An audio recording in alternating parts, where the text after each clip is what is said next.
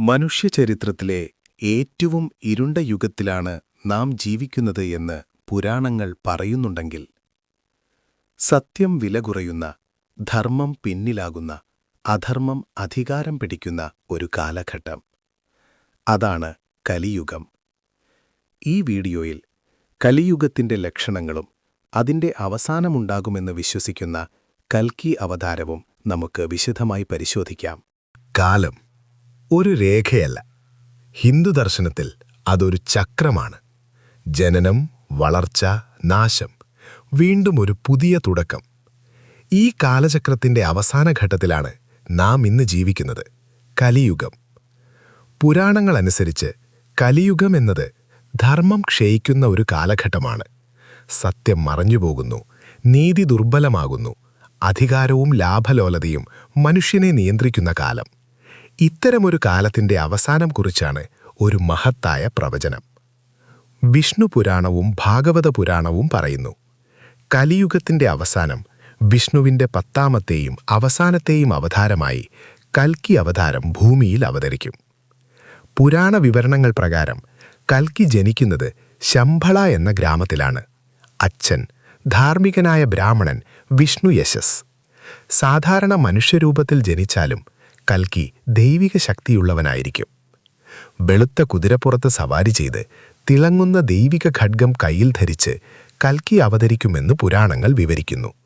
അദ്ദേഹത്തിന്റെ ലക്ഷ്യം യുദ്ധമല്ല, പ്രതികാരവുമല്ല, അധർമ്മത്തിന്റെ നാശം മാത്രമാണ്.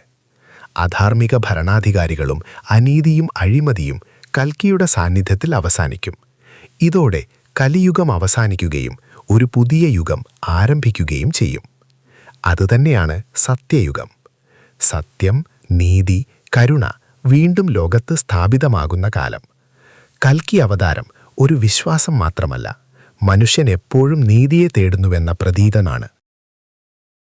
കുടുംബബന്ധങ്ങൾ ദുർബലമാകുന്നു.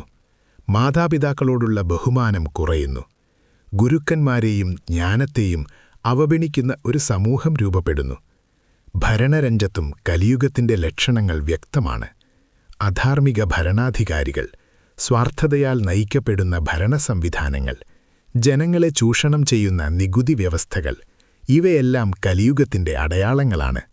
പ്രകൃതിയിലും ഈ യുഗത്തിന്റെ സ്വാധീനം കാണാം. കാലാവസ്ഥാ വ്യതിയാനം, വരൾച്ച, പ്രളയം, രോഗങ്ങളും മഹാമാരികളും പ്രകൃതിയുമായുള്ള മനുഷ്യന്റെ ബന്ധം തകരുന്നതിന്റെ സൂചനകൾ. ആത്മീയ മേഖലയിലും വലിയ മാറ്റങ്ങളുണ്ട്.